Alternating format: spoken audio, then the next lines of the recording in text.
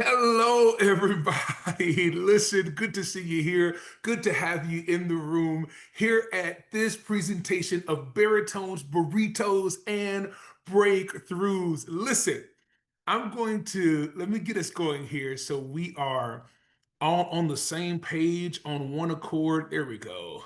Listen, welcome to Baritones, Burritos, and Breakthroughs. And listen, y'all, if I'm honest, if I'm really honest, like this session, as ridiculous as the title of this session is, it really could have been called Burritos, Burritos, and Burritos, right?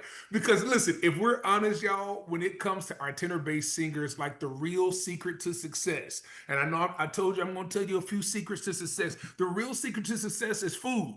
It's food. If I can get an amen in the chat, it is food. Your tenor bass singers, y'all, they'll roll their R's, they'll lift their soft palates, they will even match pitch for the first time in their lives. If you put a Jolly Rancher on the piano and just kind of turn your head sideways, like, huh? And so here's the thing, y'all. This session isn't just about snacks, but we're going to cover structure and strategy that you can use to equip yourself when working with your tenor-based singers. But since we're talking about burritos, okay, I want to start off our time together right now by building a burrito together, okay? So here's what I want you to do. In the chat, before we dive in, I want you to hit the chat and build your best burrito. Okay. I want you in the chat to tell me exactly how you'd make that burrito. Like what tortilla you would use, what protein you would use, what beans, what toppings, what sauces, like all of it. Spice it up, make it personal, go full Chipotle mode if you want to go. And here's what I'm seeing them. I'm seeing them. I'm seeing them. I see some flour, chicken, guacamole, rice, pintos, cheese, sour cream. Come on, pico de guy. Come on. Flour, any beans, chicken, pico, apple. Ooh. Burrito bowls. Okay. We see rice. I see beans. I see steak.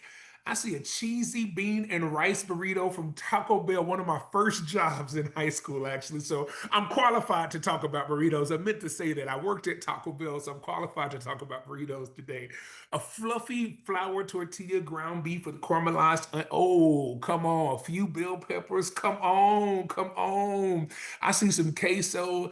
I see a wheat tortilla. I see chicken. I see all the spice. Listen. Y'all know y'all's burritos and y'all know y'all's ingredients. Listen, there's so many great burritos being built. But I'll tell you, let me ask you really quick, okay? What happens? We're building these burritos in the comments and we're building these burritos in the chat. What happens when you've got all those amazing ingredients, right? But no tortilla to hold it together? Yeah, it falls apart. It's chaos on a plate. And listen, sometimes that can be the same thing with our choirs, y'all. We can have the best repertoire, we can have the best voice placements, the most exciting warm-ups. But if the structure isn't there, if the foundation isn't solid, everything spills. So before we talk about the music making, before we talk about engagement with our tenor bass singers, I want to talk about the piece that holds it all together as we are talking about baritones, burritos, and breakthroughs. That piece that holds it all together is the tortilla, y'all. A hungry guy once said, because a burrito without a tortilla is just a bowl of broken dreams. Okay. I'm guilty. I'm the hungry guy who said that. Okay. The hungry guy, also me. A burrito without a tortilla is just a bowl of broken dreams, y'all. And it's true. The tortilla holds all of it together. No matter how many quality ingredients you have, no matter how spicy your salsa is, no matter the cheese, no matter the slap your mama seasoning, it will all fall apart if you do not have a good tortilla. And y'all, the same goes for our choirs. The foundation of any strong tenor bass choir, any choir really, is clear expectations and practiced procedures. The tortilla of our tenor bass choirs, of our choral programs, and you'll hear me say, because this is a tenor bass specific session, but really this can apply to any of the singers that you teach, right? Any of your choirs, right? That the foundation is clear expectations and practiced procedures. That's the thing that holds the whole thing together when the day gets crazy, when the voices crack, when the energy gets low and chaos starts creeping in. procedures and expectations. I want to talk about really quick the difference between though procedures versus expectations. If you're a note taker, I tell my students all the time, note takers are move makers. So if you're a note taker, here's something for you. Expectations tell them what to do, but procedures teach them how to do it. Okay, I'm gonna say it one more time. Expectations teach them what to do, but procedures teach them how to do it. And listen, y'all, you can't proceed without procedures. We're getting ready for a lot of us. Some of us are already back into gear and you see students next week. Some of you get back into gear next week and you see students the week after then. And you can have the vision, you can have the talent, you can have the heart. But if you don't teach the how, if you don't rehearse routines just the same way as we rehearse the music, we're going to stay stuck and frustrated with our tenor bass choirs, y'all. We can post every rule that we want on the wall. We can say, sit down when the bell rings, have your binder ready, don't talk when someone else is talking. But with your tenor bass singers, if you don't teach them how to do it and practice it with them, we're setting ourselves up for frustration, for a frustrating start to the year. And then, especially by the time October gets here and they're comfortable in the honeymoon phase of the first week of school and the first days of school are over, we're setting ourselves up for frustration. And I've seen it, y'all. I've seen amazing teachers, brilliant musicians who've got high standards, but no systems. And that tortilla, that foundation, it begins to tear and the whole burrito begins to fall apart. And so before we talk about singing, we have to talk about teaching. And before we talk about teaching them how to hum, we have to talk about teaching them how to human. Our very first goal, if you want to have a successful tenor bass choir, some of you, you may have tenor bass, you may not have a tenor bass choir on your that stands alone, but you may have tenor basses in your ensemble. Before we talk about teaching them how to sing and how to hum, y'all, we gotta teach those little precious rascals or those big overgrown young adult precious rascals how to human. And that's what this section is really about, okay? There's a difference between telling and teaching. Let's set up that difference really quick. Telling says, be quiet when the class starts, okay? That's setting up an expectation. But teaching says, here's how you enter the room. Here's where your eyes go. Here's what it looks like to be ready before I even open my mouth. Telling is a one-time announcement, but teaching is a practice system. We're talking about this difference between expectations and procedures, this difference between telling and teaching. You told them what you want, but did you teach them what it takes? A lot of the times, the problems that I see, the foundational problems with behavior issues, with classroom management, with your tenor bass singers just going crazy and going off the wall, a lot of the times it can be deduced down to we told them what we want, but did we teach them what it takes? You told them the rule, but did you walk them through the routine? You told them to respect the place, but did we show them how to move in it, right? And I've seen it over and over again, y'all. Brilliant teachers, brilliant musicians, passionate leaders. You've got clear expectations posted beautifully on the wall, but the reason the room still feels chaotic isn't because expectations are wrong. It's because the procedures were never practiced. I know even in these first few minutes, I sound like a broken record because this is how important this foundation is to building a burrito, to building a great choral program. A burrito is just our metaphor for our time together in this space for a great choral program. And y'all, we have to practice procedures.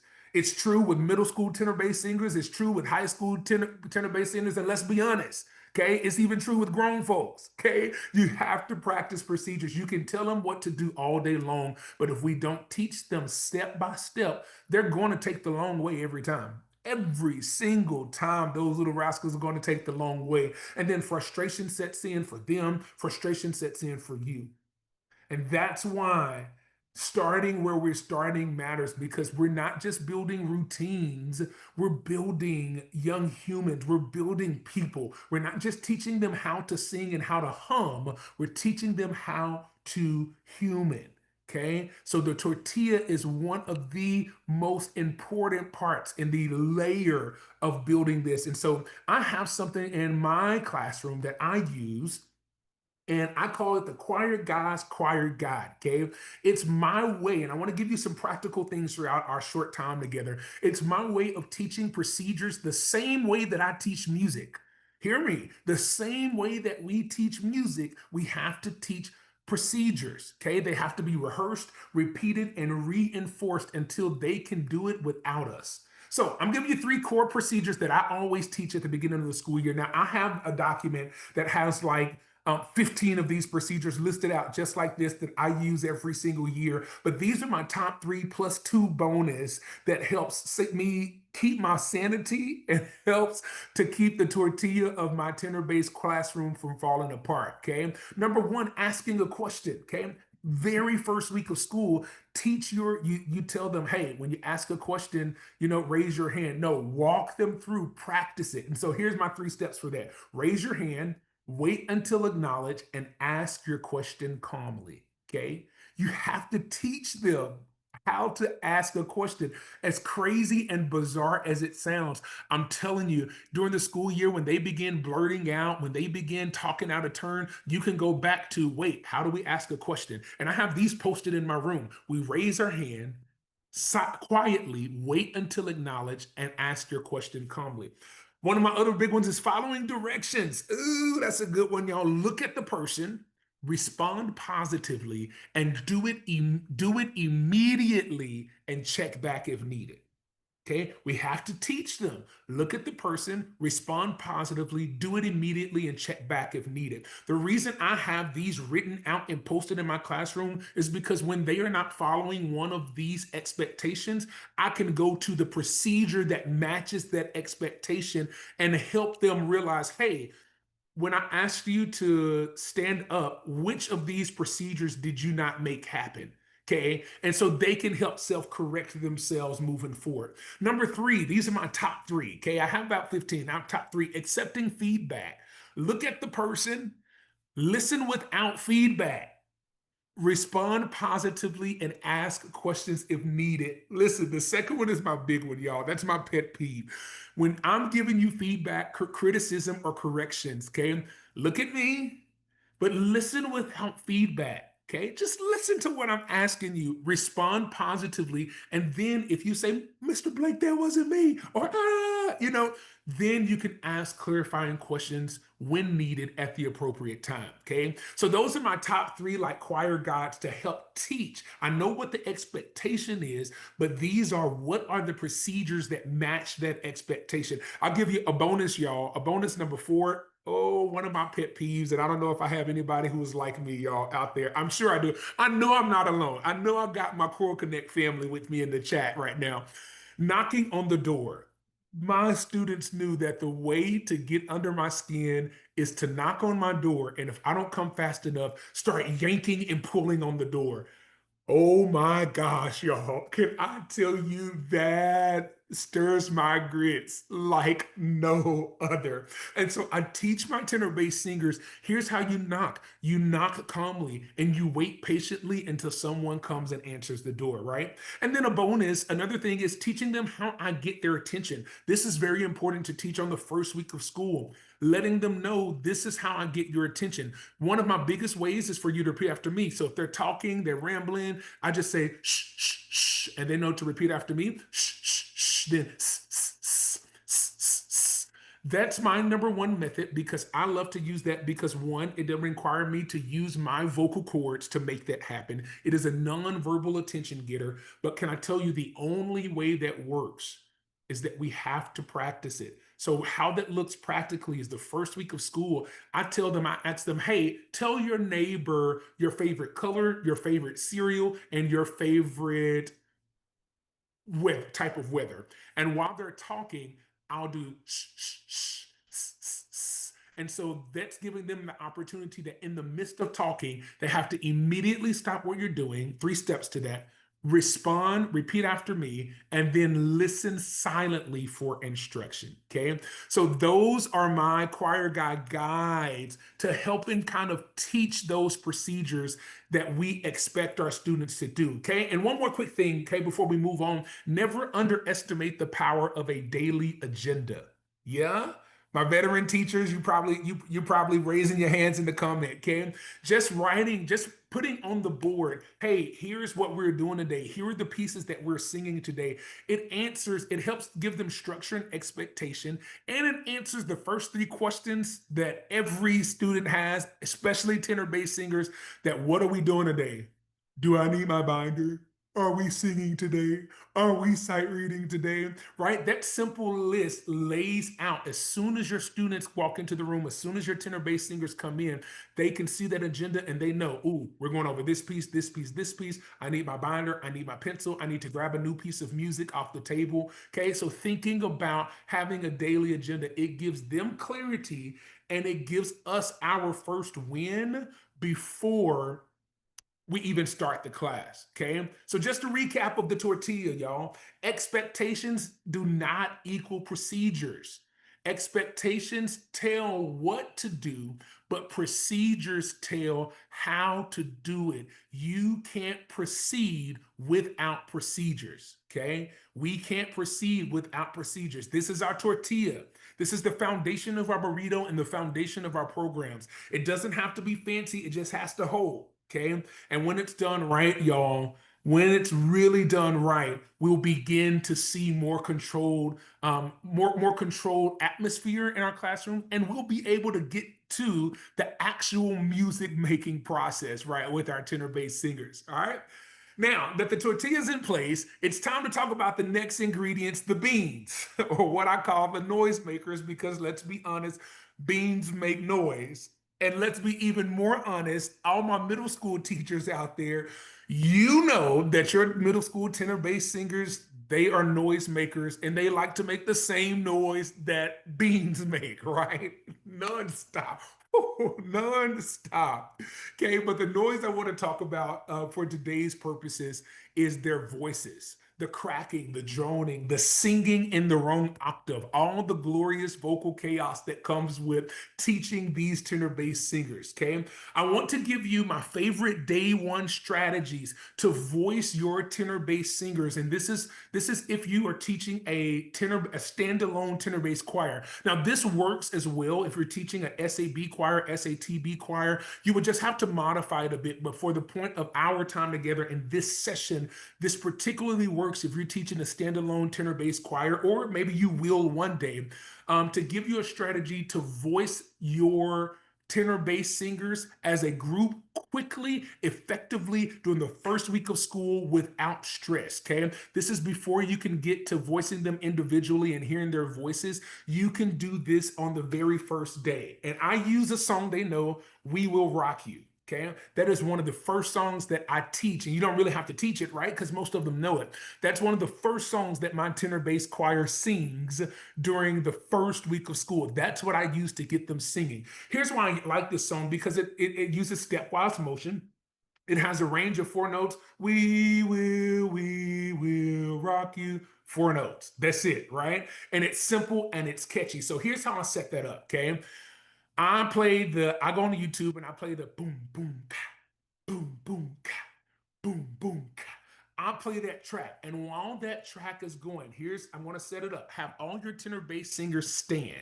Okay. You're going to tell them, hey, we're going to do We Will Rock You together. You may have them sit. Okay. Just depending on the vibe of your group, you may have them do the stomp, stomp, clap, stomp, stomp, clap as they're singing. And here's what you're going to tell them. You're going to say, hey, we're going to sing We Will Rock You. As we are singing, I'm going to come around and I'm going to gently tap your shoulder.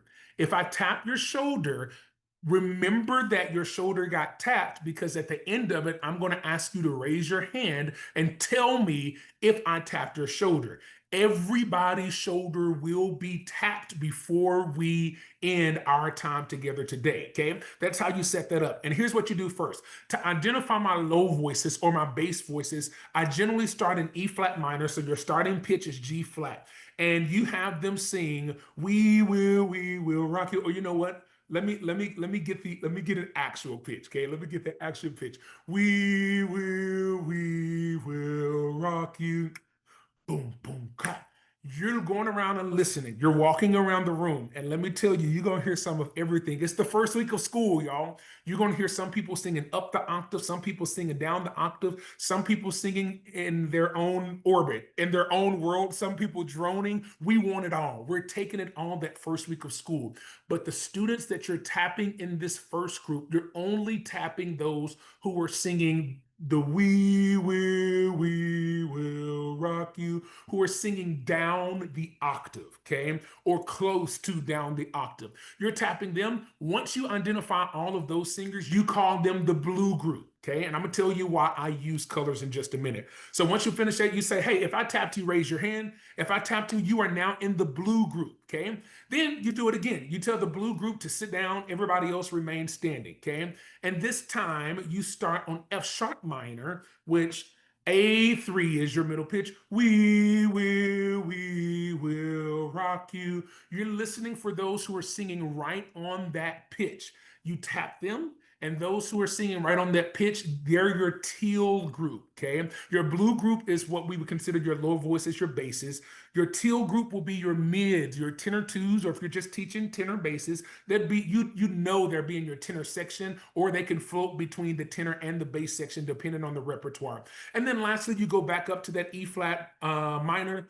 You start, and those who are singing, we will rock you. For those who that comes naturally to, they will be in your green group, and you will tap them, and those will be your high tenors or your tenor ones if you're teaching a three-part group, okay?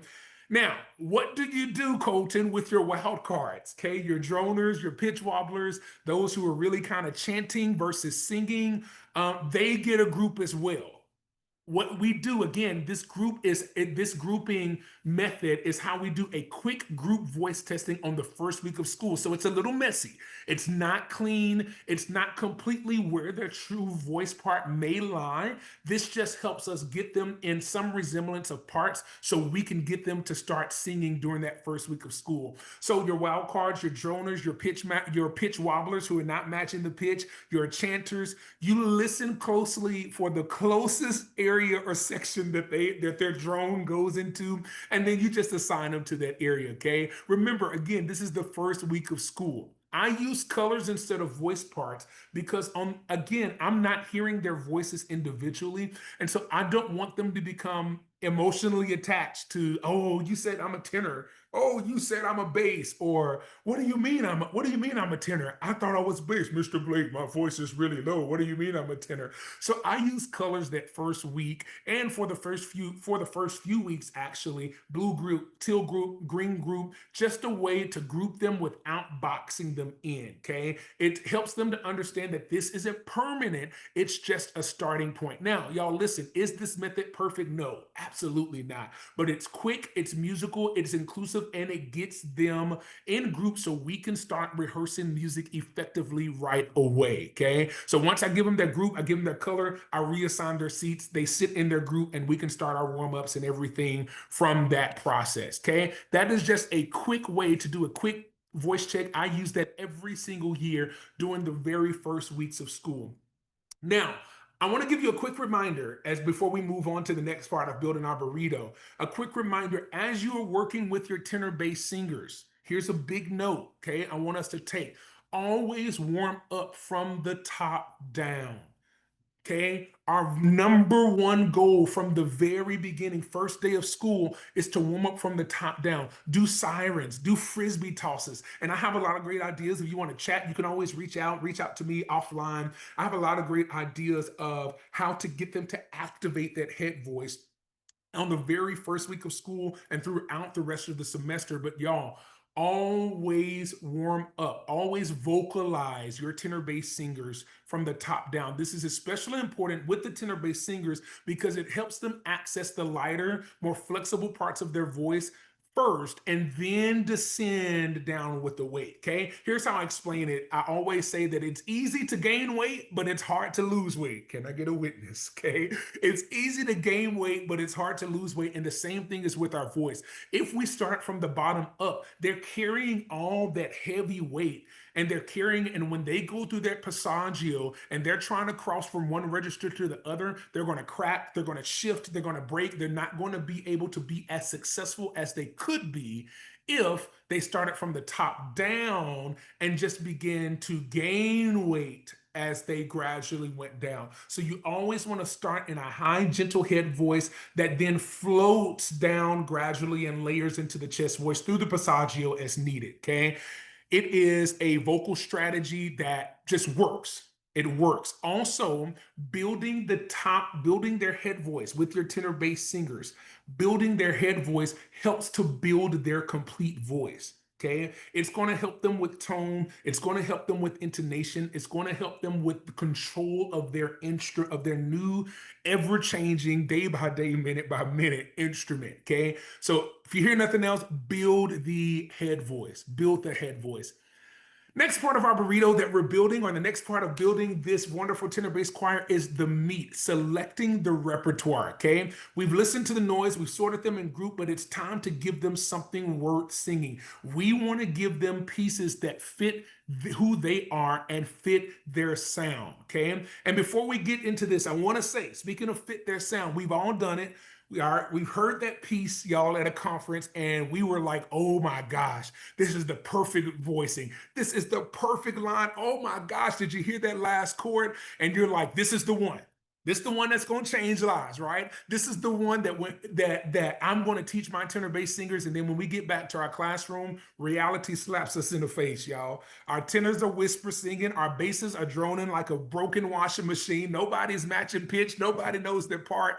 And that life-changing piece that we were so moved by, right? It is sitting there looking confused, just like we are. So we have to remember, y'all, that we can't program for the choir in our head. We have to program for the one in the room.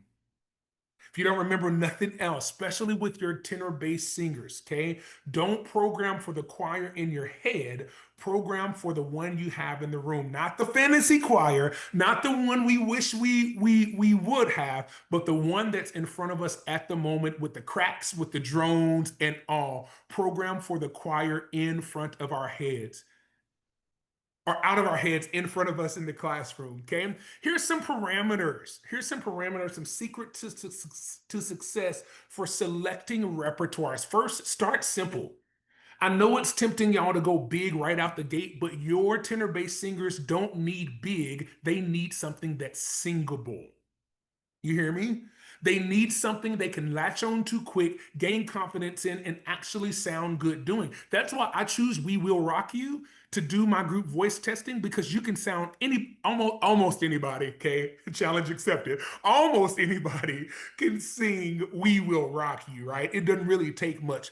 You want to look for music with a limited range. You want to look for music that has repetitive melodic material, something that gets in their ear and stays there, something that has predictable phrasing, right? That gives them a roadmap while they're still kind of learning how to navigate their voice. And if you can, something that has flexible voicing options that says this can be unison or tenor bass or TTB. And I'm going to give us an example of that here in just a moment. Number two, the theme. Y'all listen.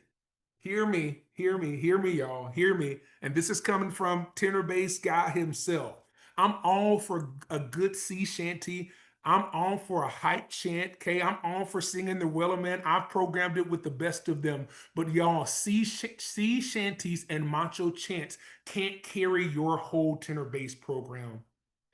Yes, our tenor bass singers want fun, but they also want to feel. Okay, y'all hear me? Our tenor bass singers want fun, but they also want to feel. They want to sing music that means something, y'all. They want moments that make the room go still. They do. They want musicality is not just for treble choirs. Here's my tenor bass soapbox, and I'm gonna get off in just a moment. Musicality and evoking emotion is not just reserved for our treble choirs. Your tenor bass singers deserve depth too. They want depth. So yes, throw in that banger. Okay, throw in the banger. Let them stomp, stomp, clap, let them vibe, but also give them something beautiful, emotional, and expressive. Because guess what? Your boys, your tenor bass singers, your whoever's in the class at that time, they want beauty too. They want beauty too. They want to connect. They want to express. They may just not know how to, but we have the unique opportunity to teach them to. Number three, and finally, tailor the music to fit them. Okay. Not every piece is going to fit straight off the hanger. That doesn't mean it's not worth singing. It just means it needs a little tailoring. Here's what I always say when I'm talking about tenor bass choirs. If the shoe doesn't fit, don't blame the foot, adjust the shoe. You hear me? If the shoe doesn't fit, we don't blame the foot, adjust the shoe. Same for our music. Don't be afraid to lower the key. I want to talk about that in one of the pieces here in just a second. Don't be afraid to lower the key, or if you need to rewrite a note or two, you're just doing it for your school content, for your school concert, maybe not for a contest. Rewrite a note or two, or combine lines to have everybody sing the melody versus splitting into harmonies. You're not watering it down. You're making it work for the group that's in front of you. You're making your burrito, your program, your approach, you're making it something that they can digest and something that they can enjoy. Okay. When the music fits our singers, y'all, our tenor bass singers, they want to sing it and they wear it with pride. And so I want to talk about a few songs that fit those parameters for us. I'm going to have Felicia help me out here. A few songs that fit those parameters. The first song we're going to listen to is Tango. I believe we won't be hearing the tenor bass arrangement of it, but Alfred does have the tenor bass sheet music, and I'll talk about that in just a sec. This piece, Tango, this piece, I chose it because it has limited ranges. It is a call and response type piece. Now, I'll tell you the tricky part is intonation, okay? Is tuning. Your tenor bass singers, they'll encounter some tuning with keeping it in tune, but this is a prime example of a piece that you can kind of experiment with the key, maybe shift the key up or down depending on your group and depending on what you need. It's very simple. The ranges are very limited as well, okay? So this is one of my go-to pieces, especially in the fall or even for the winter concert.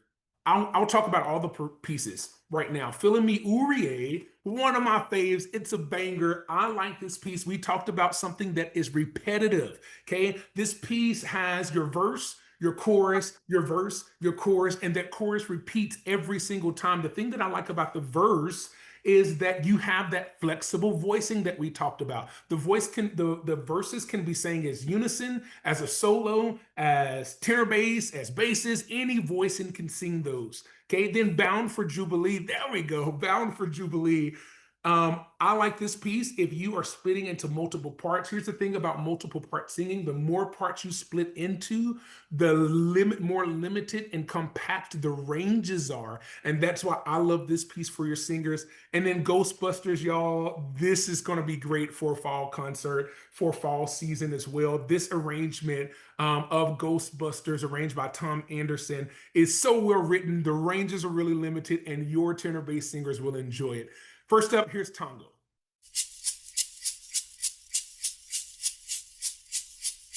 Tango, tango,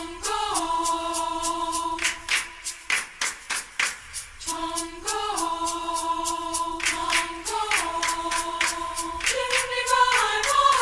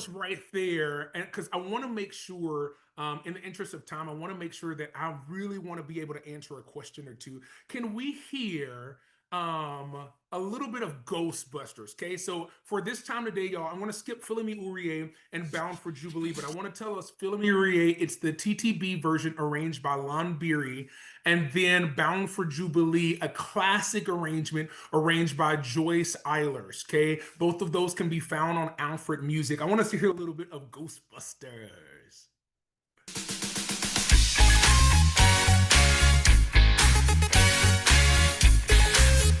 Ghostbusters! There's something strange in your neighborhood.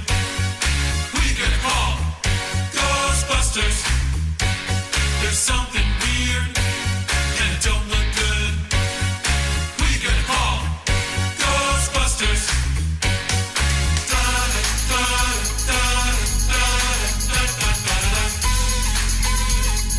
I ain't afraid of no ghosts.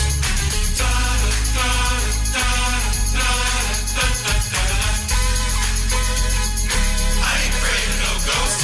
Thank you, Felicia. So listen, that will be an instant. I ain't afraid of no ghosts. You have the limited ranges. You have the little da da da da. You have they can chant. I absolutely love that piece. So those four pieces fit are great and fit within those parameters of what we talked about earlier with selecting repertoire for your tenor bass singers. Okay, moving forward, next is the toppings. We talked about the tortilla, we talked about the meat, we talked about the beans, but the toppings is where your tenor bass choir gets its personality, y'all. It's where we create the buy-in, it's where we build connection. It's the stuff that makes them feel like they are a part of something, okay?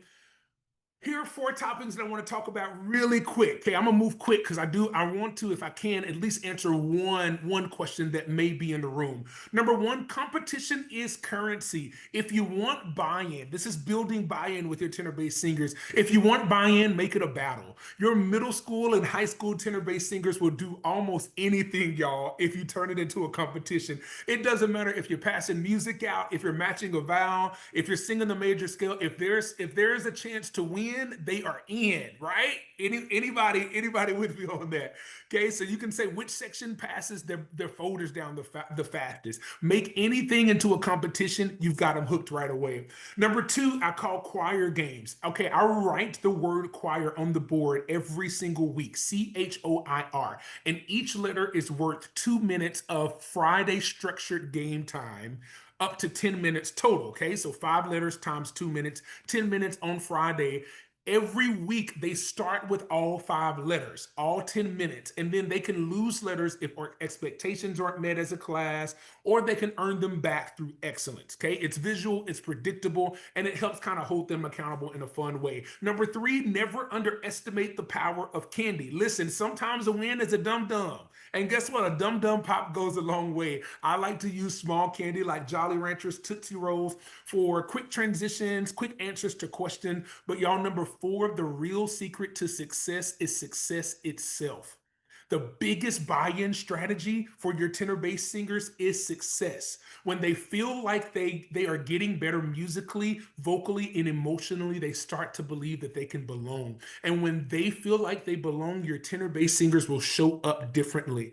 Okay, so give them a simple solfege song, "We Will Rock You," on the first day of school, something that helps them, and then celebrate. Oh, y'all, this choir is going to be something this year. Let them hear themselves back. They want a win. Your tenor bass singers want a quick win because when they taste success, they'll want another bite, y'all. So the quickest way to buy-in that first week of school when they're switching schedules, they're able to get out of our classes, or we're trying to recruit more in, we want to give them that quick success so they can want another bite. The taste of "I did it" becomes fuel from them, and that's what keeps them going, coming back. Every time they succeed, it rewires something in their brain. Success leads to belief leads to buy-in, y'all, and buy-in leads to breakthrough. And so, right back where we started, y'all, we opened the section talking about burritos, but what we're really talking about is building something Building a strong tenor-based choral program. The tortilla was our foundations, clear expectations and practice procedures. The beans were the voice makers or the noise makers, really learning how to navigate their voices when we first get them. The meat was the repertoire, learning not to program for the choir in our head, but to program the choir in our room. And the toppings, that's where the connection happens. That's where we build buy-in and strategy. Listen, y'all, if you lead a tenor-based choir, you're not just a burrito builder or a tortilla layer or a protein chooser. You are the architect of their experience. And every moment, every routine, every song, every silly competition, it's building something bigger than a concert, y'all.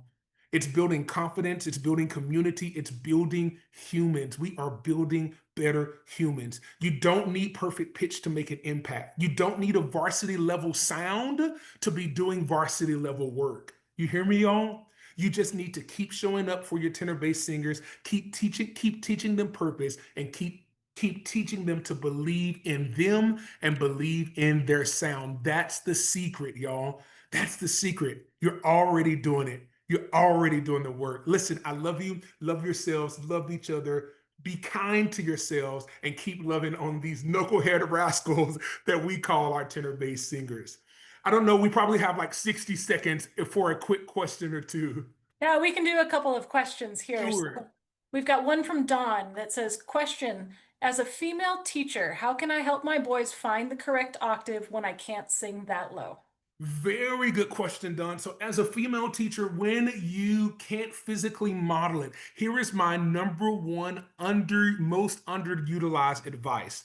Find a singer, a male singer, 9 times out of 10, it'll be a male singer in your on your campus. And invite them to come in if they can. They can be an assistant principal. Y'all, I've had teachers that I've worked with invite their assistant. You don't need someone who's America's next idol, okay? Just someone who can come in and let your tenor bass singers hear it down the octave. Invite a coach. If you can get a coach to come in, oh my gosh, you get all the brownie points. So for my female directors who are having a hard time, can't get them to match down, bring a model in and you have that right there in your school, another teacher, an assistant principal, a coach, so on and so forth.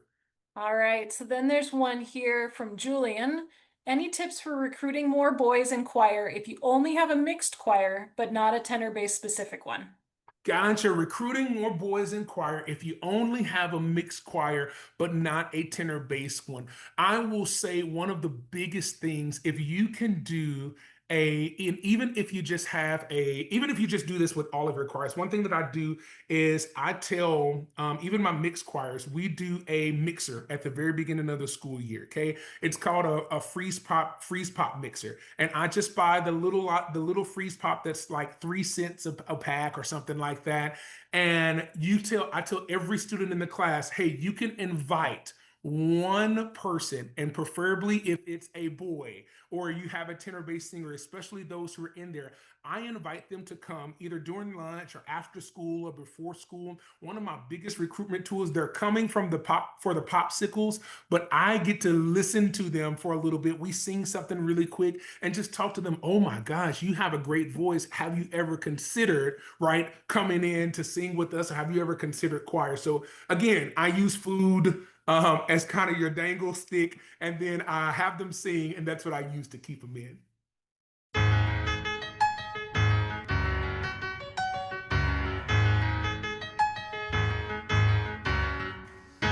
In 1841, I put me corduroy breeches on. I put me corduroy breeches on to work upon the railway. Filly-me-oo-ree-ay, filly-me-oo-ree-ay, filly-me-oo-ree-ay, to work upon the railway.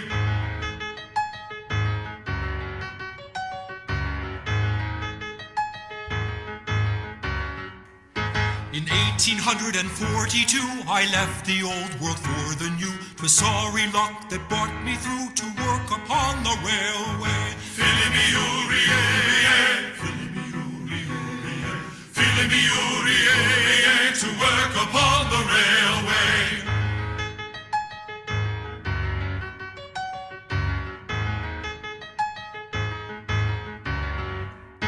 In 1843, 'twas then I met sweet Biddy McGee, an elegant wife she's been to me, while working on the railway. Fill-a-me-oorie-oorie-ay, fill-a-me-oorie-oorie-ay, fill-a-me-oorie-oorie-ay, while working on the railway.